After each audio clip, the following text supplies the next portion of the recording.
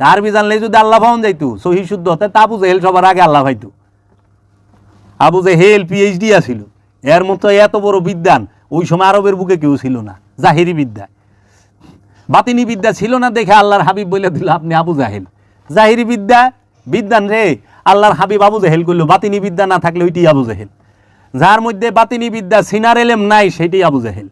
জাহিরি এলেম যতই থাক, এর লেগে জাহিরি এলেম দাঁড়ি কিন্তু বাতিনি বিদ্যা নাই, ওইটি আবু জাহেল। আবু জাহেলের পরিচয় পাইছেন? এখন আমরা দেখি না জাহিরি বিদ্যায় সেই রকম পিএইচডি ডক্টরেট হজরত আল্লামা এও মুখ তো মুখ, কিন্তু ওলি আল্লাহ মানেন না, নবী মানেন না, রসুল মানেন না, শুধু আল্লাহ মানে। আর কি কয় না কয় বুঝতে হবে, এইটাই বর্তমান যুগের আবু জাহেল।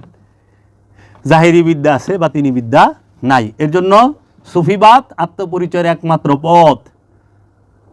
সত্য তোমার ভিতরের বীজ রূপে লুকায়িত, তাকে জাগ্রত করো, মুক্তি পরপার।